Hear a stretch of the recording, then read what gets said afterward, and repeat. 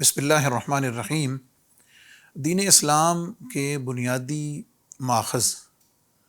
Original sources جن سے تمام احکامات اور تفصیل امت مسلمہ کی ہدایت اور رہنمائی کے لیے عطا ہوتی ہے، وہ دو چیزیں ہیں۔ ایک قرآن مجید برہان رشید، اور دوسرا نبی کریم صلی اللہ علیہ وسلم کی احادیث۔ حضور علیہ الصلوۃ والسلام کی جب ہم احادیث کی بات کرتے ہیں تو اس سے مراد حضور علیہ الصلوۃ والسلام کے اقوال، حضور علیہ السلام کے افعال اور نبی کریم علیہ الصلوۃ والسلام کی تقریرات مراد ہوتی ہیں۔ حضور علیہ الصلوۃ والسلام کے صحابہ کرام کے عہد میں حضور علیہ الصلوۃ والسلام جو بھی ارشاد فرماتے تو صحابہ کرام اس کو نہ صرف یاد کر لیتے بلکہ جو کچھ دیکھتے، جو کچھ سنتے، اسے اپنی عملی زندگی میں نافذ کر لیتے۔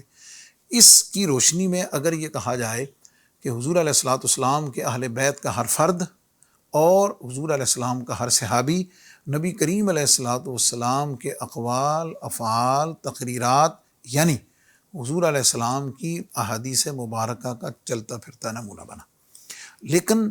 حضور علیہ السلام کے صحابہ کرام نے حضور علیہ السلام کے اپنے دور رسالت مآب صلی اللہ علیہ وسلم میں حضور کی اپنی اجازت سے حضور علیہ السلام کے ارشادات اور احادیث کو لکھنا شروع کر دیا تھا، جن میں حضرت عبداللہ بن عمرو بن عاص رضی اللہ تعالیٰ عنہ، حضرت ابو ہریرہ، حضرت انس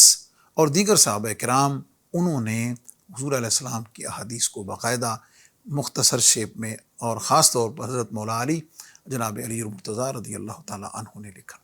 اس کے بعد دوسرا دور تابعین کا، اس کے بعد تبع تابعین کا دور آتا ہے، اور اس کے بعد سب سے پہلی صدی کے آخر میں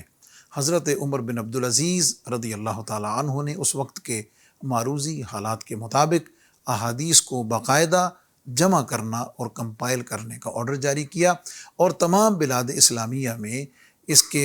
بارے میں مختلف احکامات جاری کیے، جس کے نتیجے میں جمع احادیث اور تدوین حدیث کی طرف امت مسلمہ اور اس کے مشاہیر وہ اس طرف متوجہ ہوئے، اور اس کے بعد پھر دوسری صدی ہجری کے آخر تک یہ کام جاری رہا۔ لیکن اس کے بعد پھر تیسری صدی ہجری کی ابتدا اور تیسری صدی ہجری کا وسط، مڈ جو ہے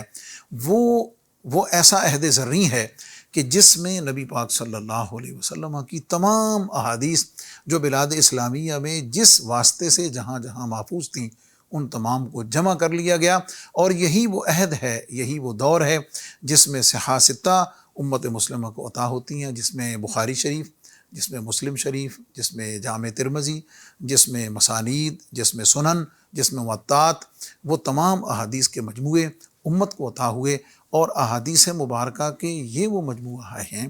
کہ آج بھی پوری دنیا میں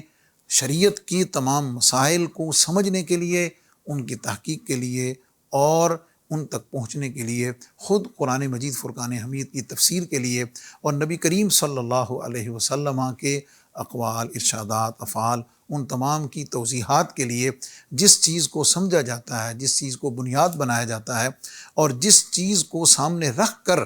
امت مسلمہ اس ہدایت کے راستے کو اپنے لیے اختیار کرتی ہے، وہ کوئی اور نہیں، وہ حضور علیہ السلام کی احادیث ہیں۔ یہ مبارک کتابیں ہیں، اور ان کی تدوین اور ان کی تشریح اور ان کی جمع وہ تمام کی تمام امت مسلمہ کو اس ذریعے سے اور ان کاوشوں کے ذریعے سے عطا ہوئی ہے، اور یہ تحفہ احادیث مبارکہ کی صورت میں امت کو ہمارے ان اکابرین اور ان مشاہیر کے ذریعے سے عطا ہوا ہے، جو اسلام کا بنیادی ماخذ ہے اور جس کے ذریعے سے زندگی کے تمام اسالیب میں رہنمائی حاصل کی جاتی ہے۔ یہی جمع حدیث ہے، یہی تدوین حدیث ہے۔ اللہ تعالی ہمیں حضور علیہ السلام کی احادیث کو سمجھنے کی، پڑھنے کی، عمل کرنے کی اور اس کے ابلاغ کی توفیق عطا فرمائے۔ بہت شکریہ۔